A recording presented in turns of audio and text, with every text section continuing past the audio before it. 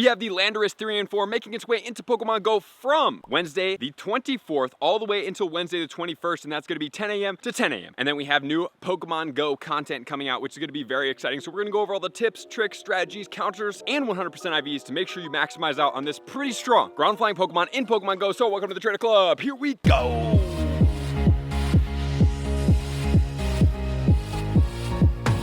Not only do we have the Landorus Therian form coming out, but it's also coming out with a brand new move that's going to be Sandsear Storm, which in tomorrow's video, we're going to check out how is this going to stack up against Groudon with Precipice Blades. It's actually a lot closer than I thought it was, so I'm excited to get into that video, but today we're going over this video. So this is going to be a ground and a flying type Pokemon. It actually maxes out pretty high at 4,434. And if you guys do want more raid battles, check the comments below, jump into the Discord, totally free, or you can get into the Patreon, get more exclusive access, join a family, or even get into the point where you can become my friends with myself, get gifts, and raid with me. With that said, this Pokemon is going to have two weaknesses. It's going to be weak to water, and it's going to be double weak to, can you guess it, flying, ground, ice. Double weak to ice for this Pokemon, so obviously we are going to exploit this weakness. And then as far as its moveset, its quick moves is going to be Mud Shot and Extra Sensory. Mud Shot is going to be one of the more premier ground moves, especially for PvP, which is a pretty impressive moveset. And then finally, we're going to get a lot of different moves, but just a reminder, Sandsear Storm will be an elite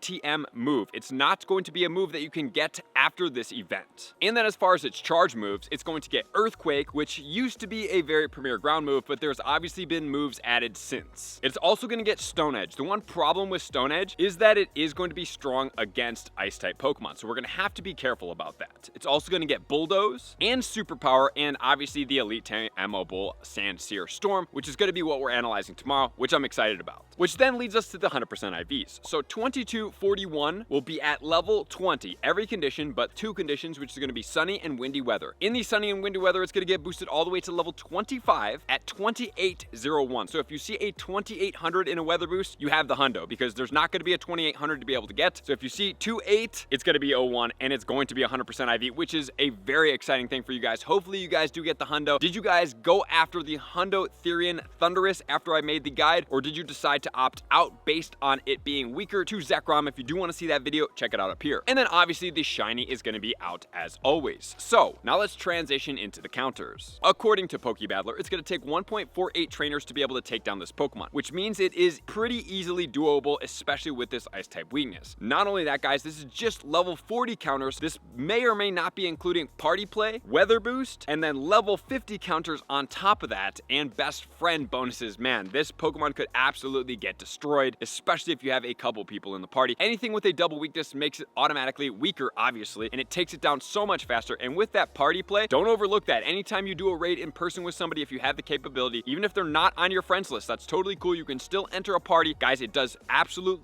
wonders for taking down these Pokemon very fast. The number one counter overall is going to be Powder Snow, Avalanche, Shadow Mamoswine. The one problem with this specific Pokemon is that it will be weak to that Stone Edge. That Stone Edge is pretty much going to KO that Pokemon all the way out, so be careful there. In spot number 2, we're going to have Baxcalibur, a very rare Pokemon with Ice Fang and Avalanche, but regardless of it being rare, eventually it won't be rare and you have more access to be able to get that Pokemon easier. In spot 3, Psycho Cut, Ice Beam on Shadow Mewtwo. In spot 4, Frost Breath and Avalanche on the Mega Glalie. So if you do want to boost ice type attacks, Mega Glalie would be a good option for you. We also have the Mega Abomasnow out there as well. And then we also have the Waterfall and the Blizzard on the Kyogre in spot number 5. And that's going to be the primal version of it. So let's pause here and talk about the top megas and primals that's going to get you the most XL candy when getting this Pokemon. Okay, so we have multiple options for flying types. You can choose some of the dragons. You can choose Charizard, Salamence, Rayquaza. You can also get Pidgeot as well as Aerodactyl. And then as far as our ground type counters to be able to boost it here, we have Swampert, we have Primal Groudon. The good thing about Primal Groudon and Primal Kyogre and the Mega Rayquaza is that they are going to boost 3 different conditions. So you are able to do Groudon Sunny, Kyogre is going to be rainy conditions, and then the windy weather is going to be in the Rayquaza. So those are very good Pokemon to be able to use here. Also, we are going to have Garchomp as well as Onix. So multiple different options for you guys to be able to go after flying as well as ground. So hopefully you guys have one of those at Mega Level 3 and you have it Mega'd to be able to yield you more XL candy when fighting this Pokemon and catching it. And then in spot number 6, we are going to have our first budget counter, which is going to be the regular Mamoswine. So if you do have regular Mamoswine, all ice types with the Avalanche and the Powder Snow, great combination right there, and it's budget, so you are able to get it lucky. You're able to power it up without even having the XL candy needed for for it. I love that Pokemon right there. It's a great one, and even in the shadow form is great. It is glassy though, so just take that into account when using that. In spot 7, we have Weather Ball on the Mega Abomasnow, and then in spot 8, we are actually going to have the Mega Gardevoir. Remember that Pokemon does get Triple Axle. Check it out up here. It's a very strong Ice-type attacker now with Triple Axle. In spot 9, we're getting Frost Breath and Avalanche on another budget counter, which is going to be Glaceon. In spot 10, we're going to get the regular Mewtwo in there with the Ice Beam. Spot 11, we're going to have the Shadow Walrein. Spot 12, we're going to have the Shadow Kyogre. And spot 13 will be the Mega Swampert. Okay, so Mega Swampert is a dual-typed Pokemon here. While it does not do anything to the Ice types, which is the double weakness, which is obviously going to be what we should target, this specific Pokemon actually does water, so Water Gun, as well as Hydro Cannon, which is the Calm Day move for that Pokemon, but this makes it very useful because we're able to use this Pokemon as an attacker and yield the XL Candy, so I love the Mega Swampert for this situation. And then in spot 14, we're going to have the Shadow Articuno. In spot 15, we're going to have Triple Axle on the Mr. Rhyme, and then spot 16, we're going to have the regular Avalugg. Okay, so that's going to be everything we need to know about the counters for this Pokemon, but as far as the weather conditions that are going to affect it, we have a couple conditions. Number 1 is going to be sunny weather, boosted to level 25, boosting all the ground types. Partly cloudy weather is going to boost the Stone Edge. I am mentioning this because we're going to have to be very cautious with our Ice-type Pokemon. With that Stone Edge move, it hits so incredibly hard, it's going to KO out a lot of Pokemon. And then we have the rainy weather, which is going to boost all of our Water-type counters, snowy weather, which will boost all of our Ice-type counters, and then windy weather will boost the Landorus all the way to level 25. That is the best condition to be able to fight it against because none of its moves are going to be boosted as well. So that is all we have for Therian Landorus in Pokemon Go. Hope you guys enjoy this. Tomorrow's video is very exciting. Thank you guys for being here as always. Love and appreciate you guys. To all my likers, commenters, subscribers, Patreon members, everybody take your support, subscription, and participation to next level. I'm gonna see you guys out on the next video. Peace.